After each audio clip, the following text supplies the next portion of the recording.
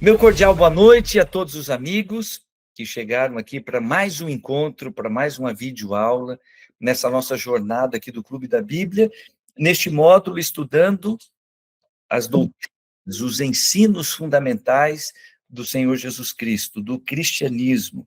Esse é a nossa terceira videoaula nessa jornada do segundo módulo, e estamos muito felizes porque você está conectado aqui com a gente nesta live, e você que está assistindo a live que foi gravada também, não pôde estar na live, mas assistindo em outro momento. Que Deus abençoe, que o estudo de hoje seja muito significativo para todos nós. Hoje nós queremos responder uma pergunta. De acordo com a Bíblia, o que é ser cristão? Quem é cristão de acordo com a Bíblia? A gente consegue identificar as características e com o estudo que nós vamos fazer hoje, nós vamos oferecer a todas as pessoas um espelho. Você vai ter condições de se olhar nesse espelho e dizer, sou um cristão, não sou um cristão. Lembrando, como nós apresentamos no primeiro estudo, o fato de que a gente tenha nascido num país cristão, o fato de que a gente tenha recebido a religião cristã como um legado, como uma herança da nossa família, não é suficiente para sermos classificados como cristãos. Ser cristão envolve escolha, envolve uma decisão diante de um convite, diante de um chamado que Deus nos faz. Então, hoje, nós vamos ver quais os passos que nós precisamos dar para que a gente possa responder, atender ao chamado que Jesus nos faz, a ponto de sermos verdadeiros cristãos. É isso que a gente quer responder com o estudo da Bíblia que nós teremos hoje à noite. Quem vai fazer a oração para nós hoje é a pessoa que é o idealizador do Clube da Bíblia, foi o camarada que recebeu do Pai do Céu a ideia e avançou para que a gente tivesse esse espaço aqui tão especial, é o Tiago, é ele que vai fazer a oração. Tiago, o Rafael, ele fez uma observação aqui no chat que eu considero muito pertinente. Na oração de hoje, nós também vamos pedir para que o Pai do Céu abençoe, estenda a mão para fazer uma intervenção para os nossos irmãos e amigos que estão lá no Rio Grande do Sul. Eu tive o privilégio de morar e trabalhar no Rio Grande do Sul por 14 anos. Tenho muitos amigos, irmãos que a gente deixou para trás lá naquele estado tão querido. E agora, olhando toda a situação que eles estão enfrentando, a gente está aqui com o coração apertado, pedindo para o Pai do Céu que ele estenda a mão para cuidar, para abençoar, para suster, dar suporte para essas pessoas que estão lá. Evidentemente, a gente pode fazer mais do que orar, mas uma coisa não exclui a outra. Hoje a gente vai estar aqui orando. Depois, no grupo que a gente tem ali do WhatsApp, eu vou combinar aqui com o Tiago, a gente também vai mandar um link onde você pode acessar uma agência humanitária que é muito séria, que está fazendo um trabalho espetacular. O nome dessa agência é ADRA, Agência de Desenvolvimento e Recursos Assistenciais. Está fazendo um trabalho espetacular. Conheço algumas pessoas, inclusive, que estão liderando esse projeto de assistência social lá no Rio Grande do Sul. E a gente vai mandar para você um link repito, nós falamos aqui inúmeras vezes que o Clube da Bíblia, ele é totalmente, completamente gratuito. O que a gente vai compartilhar com você é uma oportunidade. Você que está aí pensando, puxa, eu queria tanto ajudar, como é que eu posso ajudar? Além de tantas iniciativas que estão sendo tomadas aí pelos segmentos civis aí no nosso país, existem algumas agências humanitárias que estão lá, na linha de frente, fazendo o trabalho, e eu particularmente estou apoiando essa agência humanitária, que é muito séria, e você depois vai ter oportunidade também de participar. Tá ok? A gente vai mandar lá no grupo do WhatsApp o link para que você possa acessar e saber como é que você pode ajudar. Que Deus nos abençoe, que o Pai do Céu cuide e abençoe aquele povo querido lá do Rio Grande do Sul. Tiagão, é você que faz a oração e, por favor, além de pedir a bênção para o estudo de hoje, também pedir oração para eles.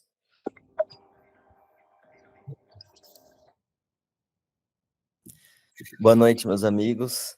Vamos orar.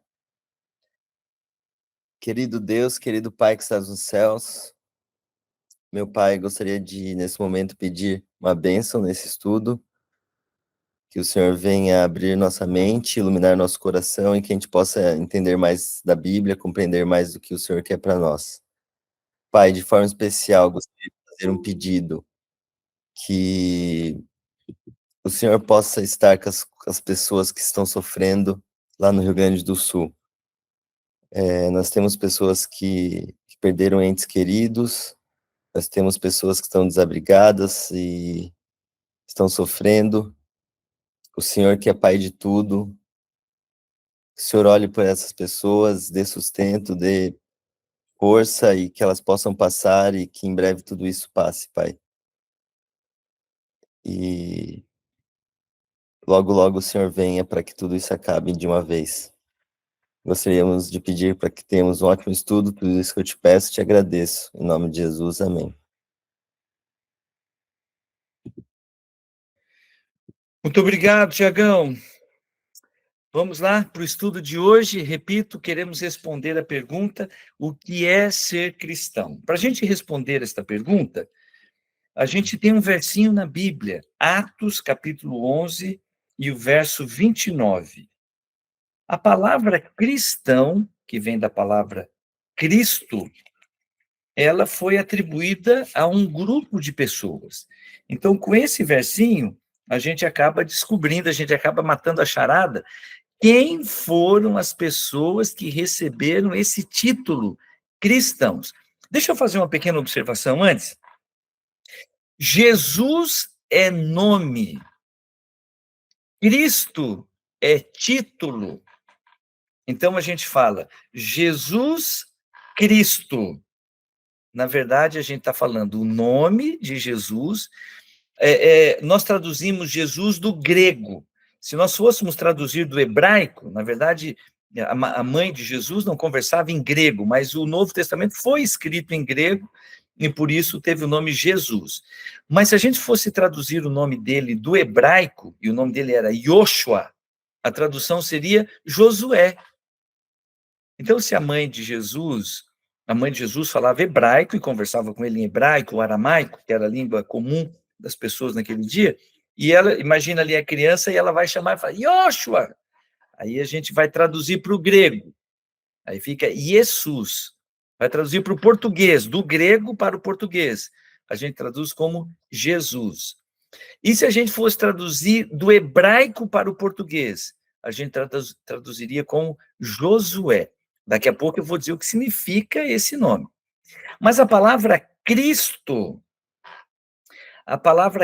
não é um nome, é um título. E Cristo é a palavra grega da palavra Messias. No hebraico, a tradução para o português ficou Messias. No grego, a tradução para o português ficou Cristo. O significado dessa palavra é ungido. Então, Jesus era o Messias do Antigo Testamento, o ungido que era profetizado quando Deus disse para o povo através dos profetas: olha, virá aquele que vai ser profeta, que vai ser sacerdote, que vai ser rei. Esses eram aqueles que recebiam a unção. Era uma cerimônia que representava a pessoa que estaria cheia do Espírito Santo. Quando Jesus Cristo esteve aqui na Terra, no momento em que ele foi batizado, ele foi ungido pelo Espírito Santo. E a Bíblia diz, lá nos Evangelhos, nos primeiros capítulos dos Evangelhos, que ele foi batizado e quando ele saiu da água, o Espírito Santo, em forma de pomba, desceu sobre ele, cumprindo essa profecia. Aquele que é ungido por Deus. Então, repetindo a palavra no Antigo Testamento, é Messias, Jesus, o Messias. Ou se você vai vai fazer a tradução do grego, você vai dizer Jesus, o Cristo, que significa o ungido, aquele que veio cumprindo as profecias do Antigo Testamento, o prometido. Deu para entender? Então, Jesus é nome, Cristo é título. Cristãos eram aqueles que reconheciam Jesus como sendo o Cristo, como sendo o Messias. Então, quem eram os cristãos? Eram aqueles que olhavam para as outras pessoas e diziam: eu encontrei o Messias, eu encontrei o Cristo. Quem é ele? É Jesus, o Cristo. E as pessoas olhavam para eles, que eram seguidores de Jesus, e os chamavam de cristãos. Mas tem uma palavrinha-chave. Atos, capítulo 11, verso 29. Tiaguinho, se tiver no gatilho aí, eu vou ler aqui na Nova Versão Internacional. Sempre que eu mencionar algum texto da Bíblia, o Tiago corre lá no computador, recorta e coloca no chat. Aí você pode acompanhar o texto pelo chat. Mas eu estou com a Bíblia aqui nas minhas mãos. Se você quiser acompanhar na sua Bíblia, excelente. Senão você pode acreditar no texto que... Você pode confiar no texto que vai ser compartilhado aqui. Olha o que diz aqui na Bíblia. Atos, capítulo 11, verso 29. Os discípulos... Opa, não é Atos... Puxa vida. Eu falei 29, não é?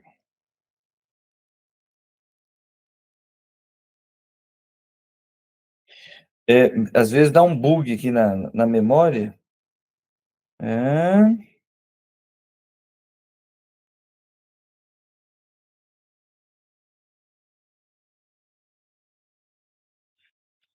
Ai, ai. Atos, capítulo 11, é o verso 26. Perdão, Tiago. É Atos, capítulo 11, verso 26. Me deu um bug aqui, eu falei 29, eu fui ler, não é? Aí, o meu pai do céu, onde é que está esse texto? Está aqui, Atos, capítulo 11, verso 26. É a última frase do verso 26. Em Antioquia, que era uma cidade, em Antioquia, os discípulos foram pela primeira vez chamados cristãos. Então, se eu perguntasse, quem era cristão, de acordo com a Bíblia? Quem eram os cristãos? E aí você usando só esta frase que eu li, lá em Antioquia, os discípulos foram pela primeira vez chamados cristãos. Quem eram os cristãos? Resposta pelo texto, pontual e óbvia. Os discípulos. E agora a gente vem para uma outra pergunta. Como eu posso saber se eu sou um discípulo de Jesus Cristo? Porque eu me considero um cristão. A Bíblia diz que os discípulos de Jesus Cristo é que eram cristãos. Aí vem a pergunta: como é que eu posso saber se eu sou um discípulo de Jesus? Tiago, está no gatilho aí aquela apresentação?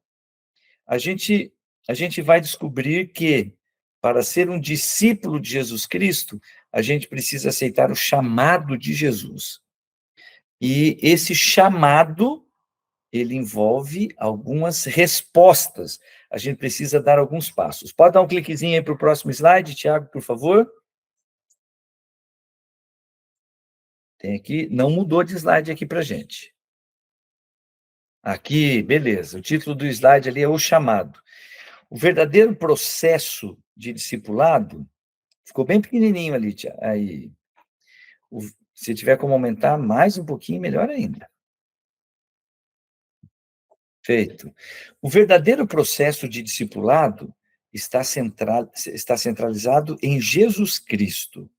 O cristianismo é uma religião estabelecida numa pessoa e não numa doutrina.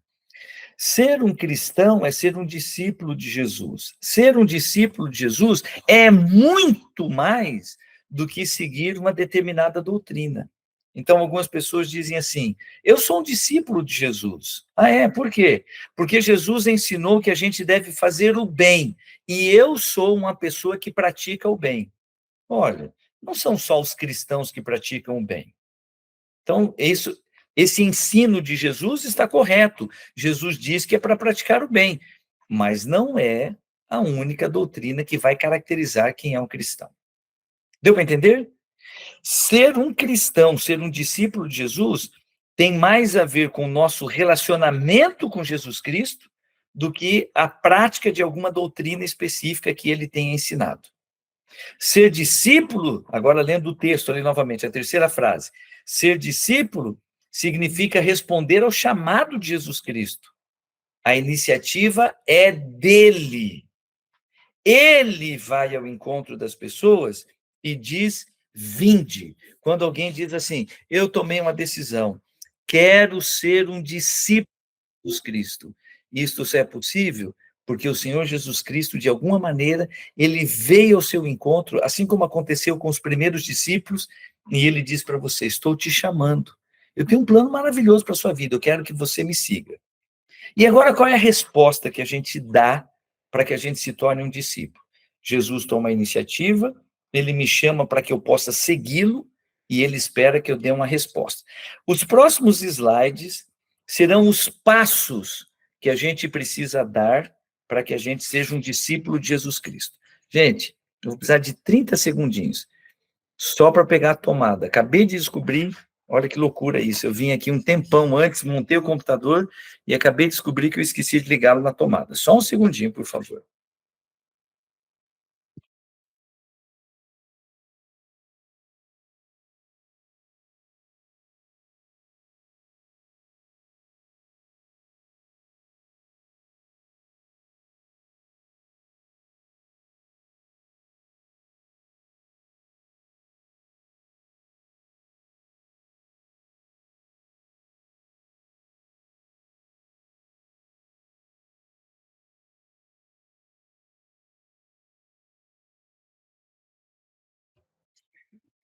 Pronto.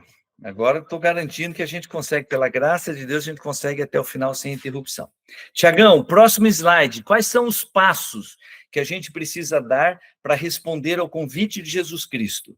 Primeiro passo, eu preciso reconhecer que Jesus é o meu Salvador. Quando Jesus ele vinha e convidava as pessoas para o seguirem, ele dizia: eu vim para salvar você. Você me aceita como seu Salvador? A promessa e a profecia do Antigo Testamento dizia que o Messias, que o Cristo, ele seria Salvador. Um dos textos mais maravilhosos, se você puder anotar para você dar uma olhadinha depois, um dos textos mais maravilhosos que apresentam, lá no Antigo Testamento, que profetizam Jesus como nosso Salvador, é o livro de Isaías, capítulo 53, o capítulo todo. Tiago, nós não vamos ler, eu vou deixar de tarefinha de casa. Se você quiser ter uma ideia da profecia, da promessa que foi feita no Antigo Testamento, apresentando Jesus como nosso Salvador, Isaías capítulo 53 é uma pérola, é um texto maravilhoso. E, em resumo, ali está dizendo que Jesus, como nosso substituto, ele viria, o Messias, ele viria para morrer no nosso lugar. E é por esta razão que o anjo Gabriel, quando ele conversou com José, quando ele conversou com Maria, o anjo Gabriel disse qual deveria ser o nome do Messias. Repito, Messias, Cristo é um título, mas ele disse, essa criança que está na sua barriga, falando para Maria, Maria, essa criança que está aí no seu ventre, ele vai se chamar Jesus. Repito, Jesus em grego, Josué em hebraico. E olha só como está escrito lá em Mateus capítulo 1 e o verso 21. Falando, né, agora é a conversa do anjo Gabriel com José. Falando de Maria, ele disse, ela dará à luz um filho, e você deverá lhe dar o nome de Jesus. Agora vem o significado. Porque ele salvará o seu povo dos seus pecados.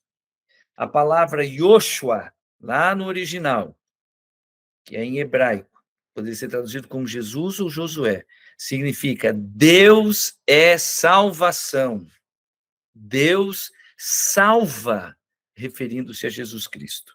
Então, se a gente pudesse dizer assim, ó, eu sou um discípulo de Jesus Cristo, eu aceitei o chamado de Jesus, e eu reconheço, e eu o aceito como meu Salvador. Eu fui até o pé da cruz, eu vi Jesus morrendo no meu lugar, e eu aceitei a salvação que ele me oferece. Jesus morreu a morte que era minha, para que eu pudesse ter direito à vida que ele tinha direito. Ele morreu para que eu possa viver. Meus queridos, no meio do cristianismo, e agora eu estou mencionando naquele primeiro conceito, né? No meio daquele 2 bilhões e 300 milhões de pessoas que se consideram cristãs, poucas, bem poucas, aceitaram Jesus como seu Salvador. Porque Jesus ele veio para salvar a humanidade inteira, mas a gente precisa aceitar a salvação.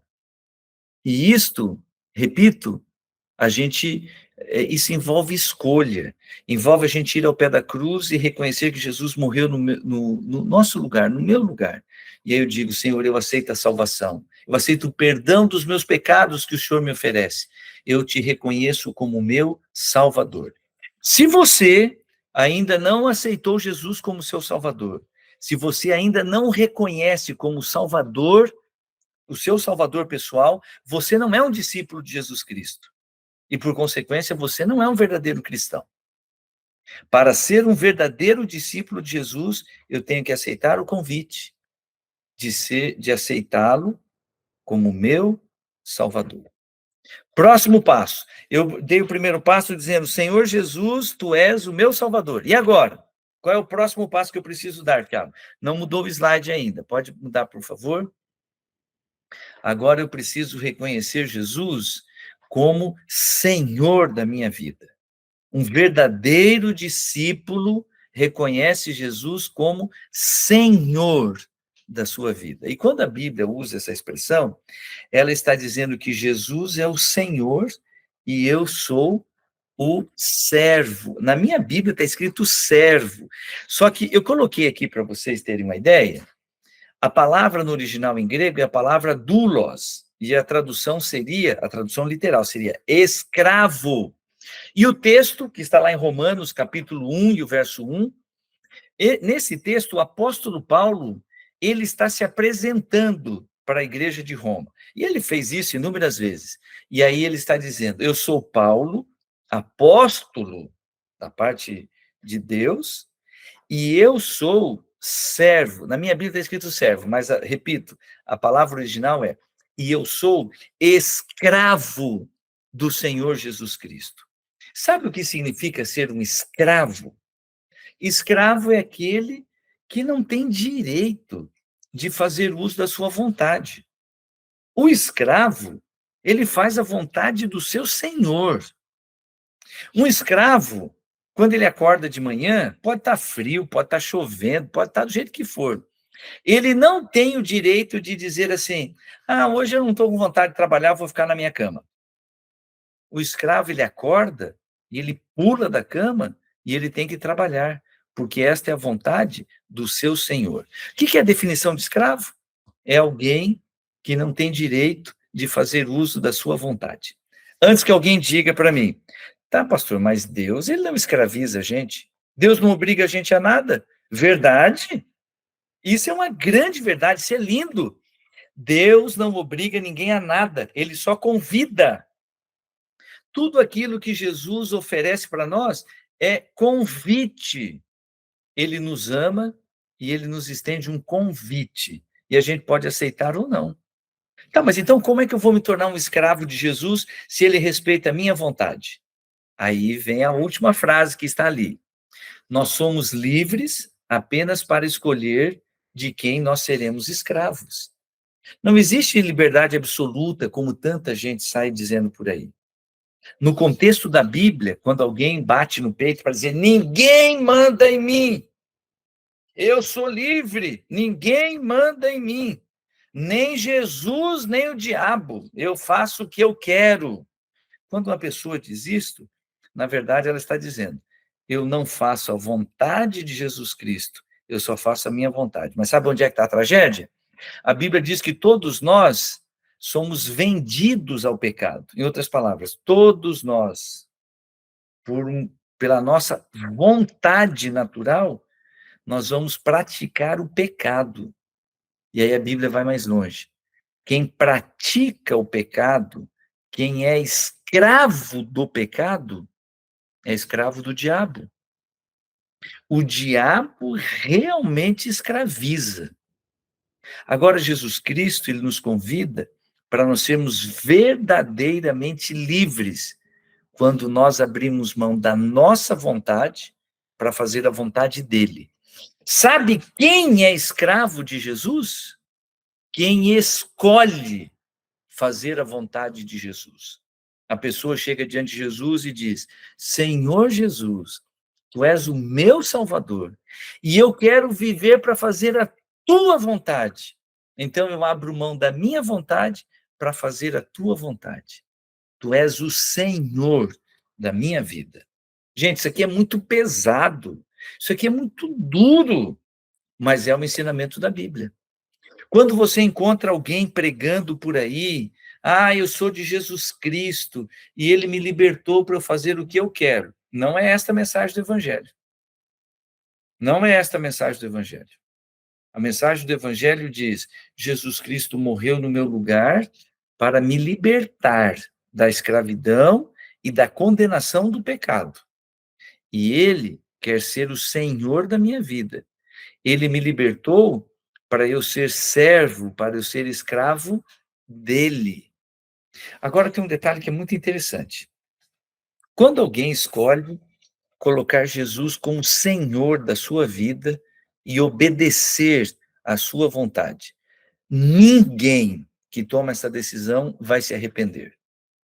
Eu estou cansado de ver pessoas que se arrependem de dizer assim: ninguém manda em mim, eu vou fazer as coisas do meu jeito, só para descobrir que o seu coração é enganoso, a sua vontade é pervertida e as escolhas que essa pessoa faz conduzem ao sofrimento e à morte. Agora, quando a pessoa diz: eu tomei uma decisão, eu quero abrir mão da minha vontade para fazer a vontade de Jesus, essa pessoa nunca se arrepende. Então, para a gente fechar, primeiro passo: o verdadeiro discípulo reconhece Jesus como seu Salvador. Segundo passo: o verdadeiro discípulo reconhece Jesus como Senhor da sua vida. Terceiro passo: qual seria, Tiago? O verdadeiro discípulo reconhece Jesus como seu mestre. Por sinal, a palavra discípulo ela está relacionada com a atividade daquele que é discipulado, dirigido, disciplinado, instruído pelo mestre. Todo discípulo tem um mestre. E quando Jesus estava aqui na Terra, uma das maneiras pelas quais as pessoas se referiam a ele era chamando-o de Rabi. E a palavra Rabi significa mestre. Os seus discípulos olhavam para ele e diziam: mestre. O texto que eu compartilhei aqui com vocês, que está lá no Evangelho de João, capítulo 13, faz alusão à última noite de Jesus com os discípulos. Quando Jesus estava com os discípulos ali para fazer a última ceia, a última refeição antes de ser traído, preso, torturado, a Bíblia diz que Jesus pegou o lugar que um escravo deveria ocupar. Jesus foi lá, amarrou uma toalha na sua cintura e lavou os pés dos discípulos. Isso, na época de Jesus, era o trabalho de um escravo. Quando Jesus terminou de fazer aquilo, ele disse algumas palavras que ficaram registradas pelo apóstolo João, lá no Evangelho de João, capítulo 13, 12 a 15, e que o Tiago compartilhou aqui no chat e a gente vai ler agora. Quando Jesus terminou de lavar-lhes os pés, tornou a vestir a sua capa e voltou ao seu lugar. Então lhes perguntou: vocês entendem o que eu lhes fiz? Vocês me chamam mestre e senhor, e vocês fazem isso com razão, porque eu o sou. Eu sou mestre, eu sou o senhor. Pois bem, se eu sendo senhor e mestre, lavei-lhes os pés, vocês também devem lavar os pés uns dos outros. E agora vem a frase poderosa: eu lhes dei o exemplo, para que vocês façam como eu lhes fiz. Sabe por que Jesus é considerado mestre dos mestres? Porque ele não apenas ensinava com as palavras. Jesus tinha grande autoridade naquilo que ele ensinava, porque ele vivia tudo que ele ensinava. A gente começa a olhar os ensinos de Jesus como mestre e ele dá uma ordem. Vocês devem perdoar aqueles que fazem mal a vocês. Ele dizia isso para os seus discípulos. Aí os discípulos diziam, mas Senhor, até quantas vezes a gente deve perdoar? 7 vezes? Eu falei assim, não, 7 não. Aí os discípulos, ufa, porque na época de Jesus a tradição dizia que você deveria perdoar uma pessoa até 3 vezes. E aí o apóstolo Pedro, querendo dar uma de bonzinho, ele falou, Senhor, até quando a gente deve perdoar? Até 7? E Jesus respondeu, não, 7 não. 70 vezes 7. E ele falou isso de forma simbólica para dizer, você deve perdoar infinitamente, você deve perdoar incondicionalmente. E quando Jesus ensinou isso aos discípulos, eles ficaram pensando, mas será que é possível fazer isto? E Jesus, como um mestre, ele ensinava pelas palavras e por aquilo que ele vivia, pelo exemplo. E aí a gente olha Jesus cravado na cruz e ele faz uma oração. Uma das últimas orações de Jesus. Pai, perdoa estas pessoas que estão me matando, porque elas não sabem o que fazem. Jesus, ele era o grande mestre, porque ele dava o exemplo. E eu poderia mencionar aqui todos os outros ensinos de Jesus. Ele dizendo, vocês devem se amar, amar verdadeiramente. E ele acrescentava, vocês devem se amar como eu amo vocês, como eu amei vocês, como eu dei o exemplo para vocês. Vocês devem falar a verdade, vocês devem praticar o bem, vocês devem ser puros, vocês devem ser honestos. Todos estes ensinos de Jesus, ele apresentava por palavra e por exemplo. Quem é discípulo de Jesus Cristo? Quem o reconhece como mestre da sua vida. E a pessoa chega e diz assim, Senhor, por favor, me ensina qual é o caminho que eu tenho que seguir. Qual é a tua vontade para a minha vida? Me ensina. Como Senhor da minha vida, o Senhor ordena. Mas eu te peço, como meu mestre, me ensina qual é o caminho que eu devo seguir. Aqui está uma oração que Jesus sempre atende. Já avaliamos que para ser um discípulo de Jesus, precisamos reconhecê-lo como Salvador, como Senhor da nossa vida, como mestre. E agora, Tiago, qual é o próximo passo? Também devemos reconhecê-lo como modelo. Para ser um discípulo de Jesus Cristo, eu tenho que assumir um compromisso de reconhecê-lo como meu modelo e, portanto, ser o imitador de Jesus Cristo. Eu escolhi esse texto, que também são palavras do apóstolo Paulo, 1 Coríntios, capítulo 11 e o verso 1, para reforçar aquilo que Jesus disse lá na cerimônia do lava-pés. Eu lhes dei o exemplo. Eu sou modelo de vocês, para que vocês façam as mesmas coisas. Então, em 1 Coríntios, capítulo 11, verso 1, o apóstolo Paulo disse, escrevendo aos Coríntios, sejam meus imitadores, assim como eu sou um imitador de Jesus Cristo. Quando o apóstolo Paulo, ele disse, sejam meus imitadores, ele não estava enfatizando que as pessoas deveriam ter a ele como modelo de vida. Ele estava enfatizando que as pessoas deveriam segui-lo, porque ele estava seguindo Jesus Cristo. É como se ele estivesse dizendo, meus amigos, por favor, venham comigo, porque eu estou seguindo a Jesus, seu modelo. O Tiago colocou aqui o texto, né, que está lá em 1 Coríntios. Tornem-se meus imitadores, assim como eu sou de Cristo. Eu estou seguindo a Jesus Cristo, ele é o meu modelo. Venham comigo. Era esta a ênfase de 1 Coríntios, capítulo 11, verso 1. E agora, olha esta frase. Meus irmãos, olha o poder desta frase. Ser discípulo significa estabelecer a vida e os ensinos de Jesus como referência e alvo de quem nós escolhemos ser. Quem você quer ser? Um verdadeiro discípulo de Jesus responde, eu quero ser como Jesus, o meu mestre, o meu modelo. o Senhor da minha vida, o meu Salvador. Eu quero ser como ele. Aí você pode me dizer, mas pastor, eu, eu sou um comedor de arroz e feijão. E Jesus era filho de Deus. Ele veio a esse mundo sem a tendência para pecar. Eu já nasci, o rei Davi falou lá no Salmo 51, que eu fui gerado em pecado. Em pecado me concebeu a minha mãe. Pastor, eu já nasci com status de pecador, com a tendência para pecar. Eu nunca vou ser como Jesus. Em grande medida, é isso mesmo. Mas isso não muda o alvo. Todas as vezes que eu vou até a Bíblia, eu encontro Jesus dizendo para mim, dizendo para você, eu sou o alvo. E como meu discípulo, você tem que tomar uma decisão. Você tem que escolher ser como eu. Olha como eu sou. Olha como eu trato as pessoas. Olha como eu lido com as situações do dia a dia. Olha para mim. É assim que você tem que ser. Na minha juventude, eu jogava futebol. Eu vou abrir aqui um pequeno parênteses só para ilustrar. Na minha juventude, eu jogava futebol. Ainda tento jogar, né? Mas agora eu já não jogo mais. Agora eu simplesmente tento jogar. E eu fiquei imaginando, e se Jesus Cristo, ele fosse para um campo de futebol comigo? Como é que ele ia jogar futebol?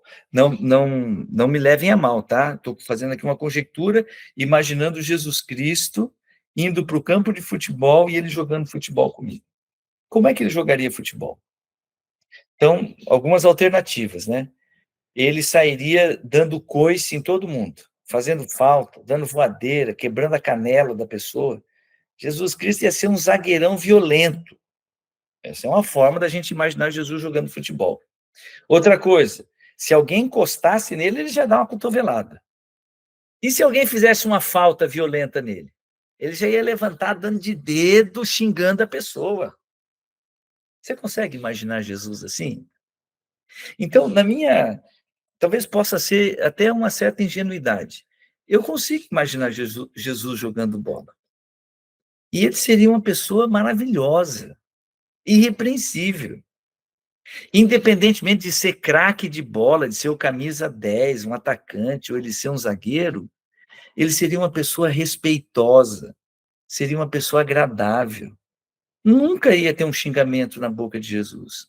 Nunca ia sair uma cotovelada no queixo do adversário. Nunca! Eu consigo imaginar Jesus jogando bola. E um dia, bem jovenzinho ainda, eu tomei uma decisão. Quando eu for jogar futebol, eu quero ser um discípulo de Jesus jogando futebol. E aí, uma vez, um domingo de manhã, eu estava lá no Rio Grande do Sul na época, um domingo de manhã, eu era bem jovenzinho, era um pastor, e me convidaram para jogar bola. Naquela época eu jogava bola, mas jogava mesmo. Aí me convidaram para jogar bola. Estavam ali os irmãos da igreja, e aí antes da gente começar, eu falei assim, irmãos, vamos fazer uma oração antes da gente começar a jogar? E aí um irmão dele falou assim, pastor, calma aí. Não, aí já é demais, né?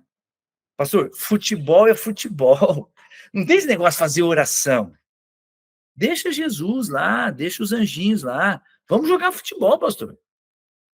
E aí eu fiquei pensando, por que ele não pode fazer oração para jogar futebol? Você está entendendo aqui a situação? Se eu não posso fazer uma oração para jogar futebol, eu não posso jogar futebol. Se eu não posso pedir a presença de Jesus, a companhia dos anjos, se eu não posso dizer assim, eu quero jogar futebol como se eu fosse Jesus, eu não posso jogar futebol. Gente, esse princípio se aplica a todas as áreas da nossa vida. Vou convidar Jesus para ser o dono do meu negócio. Com o que você trabalha? Jesus poderia ser o dono do seu negócio? Eu morei lá no Paraná, eu já morei em alguns lugares do Brasil. Atualmente eu moro aqui no estado de São Paulo. Mas eu morei numa cidade lá no Paraná que era rota de contrabando do Paraguai. Todos os dias, milhares de pessoas de muitos lugares do Brasil, especialmente da capital do estado de São Paulo, fazendo excursões para irem até o Paraguai, comprar mercadorias e trazê-las para vender no Brasil. E contrabando é contrabando. Então a pessoa chega e fala assim: com o que você trabalha? Ah, eu sou muambeiro. É mesmo? Quem que é o dono do teu negócio? É Jesus Cristo. Toda vez que eu vou passar pela polícia, eu falo assim: Senhor Jesus, o senhor que é dono do meu negócio, me ajuda a furar a barreira policial ali, que o policial não me prenda, porque eu estou fazendo contrabando. Estou levando cigarro, celular, estou levando um monte de coisa. Gente, dá para fazer isso? Se eu não posso trazer Jesus para ser dono do meu negócio, eu não posso ter esse negócio. Eu tenho que arrumar outra coisa para fazer. Com o que você trabalha? Para ser um discípulo de Jesus, você tem que trabalhar em alguma coisa em que Jesus trabalharia. Você consegue imaginar Jesus fazendo contrabando? Consegue imaginar Jesus sendo um mambeiro? Não dá. Ser um discípulo de Jesus é reconhecê-lo como meu modelo. A pessoa tem que dizer: Senhor Jesus, apesar das minhas limitações, da minha natureza pecaminosa, eu quero ser como tu. Tu és o meu modelo e eu sou teu discípulo. Eu quero ser como tu. Eu quero tratar as pessoas como o Senhor trataria. Eu quero fazer negócios como o Senhor faria. Eu quero ir nas festas que o Senhor iria. Aí, bom, aí a gente pode expandir aqui para um monte de coisa, né? Isso aqui é para a gente pensar. Para ser um verdadeiro discípulo de Jesus, eu tenho que eleger Jesus como meu modelo. Mais um passo e a gente vai fechar, essa parte para a gente ter o espelho para identificar se eu sou um discípulo de Jesus. Pode dar mais um cliquezinho. Finalmente, eu tenho que reconhecer Jesus como Deus. Meus queridos, os discípulos não tinham dúvida. Jesus era Deus em forma humana aqui na Terra. Eles não tinham dúvidas a respeito disto. Lá no Evangelho de João, no capítulo 1, do verso 1 até o verso 4, esta primeira parte do Evangelho de João, que a gente chama de o prólogo, né, aquela pequena introduçãozinha do Evangelho, é uma reflexão maravilhosa, falando sobre a divindade de Jesus Cristo. Ali, no primeiro verso, Jesus ele é chamado por um título. Lá no original em grego, o título era Logos, que é traduzido como palavra ou como verbo. E aí vem essa expressão: no princípio, o verbo. Vou ler aqui, o Tiago compartilhou com a gente. No princípio era aquele que é a palavra. Ele estava com Deus e ele era Deus. Ele estava com Deus lá no princípio. Esse princípio aqui é lá na eternidade. Todas as coisas foram feitas por intermédio dele. Sem ele, nada do que existe teria sido feito. Nele estava a vida. E esta era a luz dos homens. Aqui, o apóstolo João, ele está dizendo: Jesus é Deus, Deus eterno, Deus criador, que estava lá no princípio. E agora ele vai usar uma pequena curiosidade, tá? O prólogo de João faz paralelo com Gênesis, capítulo 1. É por isso que ele usa a expressão princípio. É por isso que ele usa a expressão palavra, porque lá em Gênesis capítulo 1 diz que Deus falava e tudo aparecia. Lá em Gênesis capítulo 1 diz que Deus disse: haja luz. E aí ele aqui, João coloca: em Jesus Cristo estava a vida, e esta era a luz dos homens. Olha que coisa interessante. Vou deixar essa tarefinha de casa, tá? Para você ler Evangelho de João, do capítulo 1, do verso 1 até o verso 14, e aí você comparar isso com o relato de Gênesis. O apóstolo João está fazendo isso intencionalmente para dizer: Jesus é Deus. No princípio era o verbo estava com Deus, e o verbo era Deus.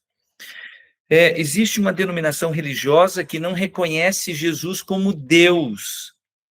E aí eles traduziram, eles têm uma Bíblia própria. É uma denominação, que a gente pode até dizer que seja uma denominação cristã. E eles têm a Bíblia deles, e eles escreveram esse verso de acordo com a doutrina deles. E eles escreveram assim: no princípio era o verbo estava com Deus, e o verbo era um Deus. Será que faz diferença dizer que Jesus era Deus, ou dizer que Jesus era um Deus? Faz toda a diferença, porque a Bíblia diz que existe apenas um Deus. E a gente, é um milagre, né? A gente vai fazer um estudo sobre isso depois, é um mistério, apenas um Deus, mas é Deus o Pai, Deus o Filho, Deus o Espírito Santo. Falando a respeito de Jesus como sendo Deus, o apóstolo Paulo escreveu, Colossenses capítulo 2, verso 9, esta frasezinha que está aí no slide, referindo-se a Jesus Cristo. Porque nele, em Jesus Cristo, habita corporalmente toda a plenitude da divindade. Jesus, em forma humana, corpórea, ele tinha um corpo, ele era um ser humano, Jesus era plenamente Deus. E aqui é um outro milagre, um outro mistério, né, da encarnação.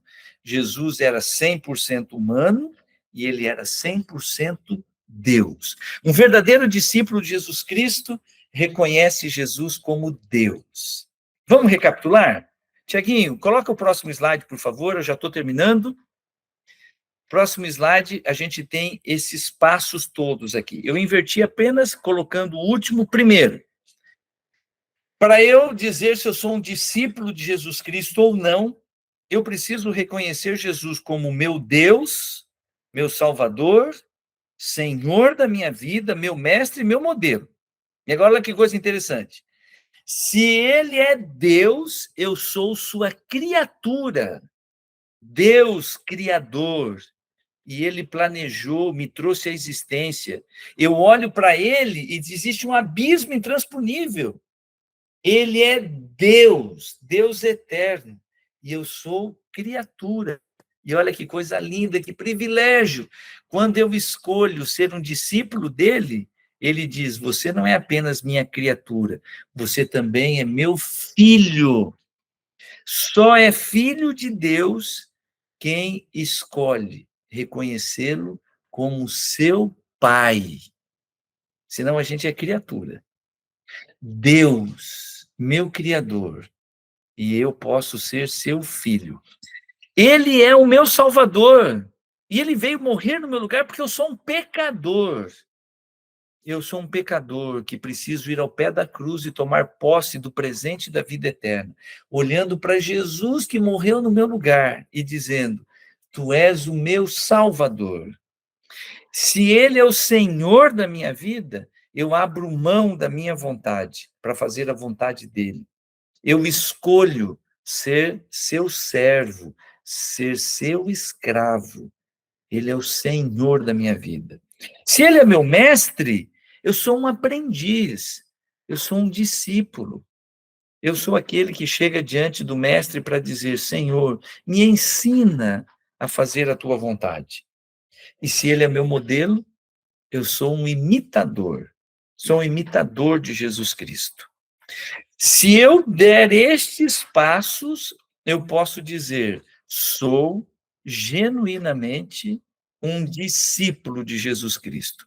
E se eu sou um discípulo de Jesus Cristo, eu posso ser chamado de cristão. Deu para entender? Tiaguinho, pode fechar os slides, por favor?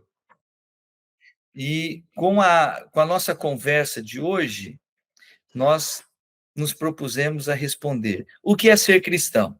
Resposta curtinha: ser um cristão é ser um discípulo de Jesus Cristo. Como que eu faço para ser um discípulo de Jesus Cristo? Eu tenho que aceitar o chamado, o convite que ele me faz. E o que está implícito nesse convite? Ele está me chamando para que eu aceite como Salvador, Senhor, Mestre, modelo. Ele está me chamando para eu reconhecê-lo como meu Deus. E aí eu posso ser um discípulo de Jesus. E eu termino, por mais repetitivo que seja isto, mas eu preciso enfatizar. Ninguém é discípulo de Jesus por acaso. Descobri que eu sou um discípulo de Jesus. A pessoa só é discípulo quando ela escolhe.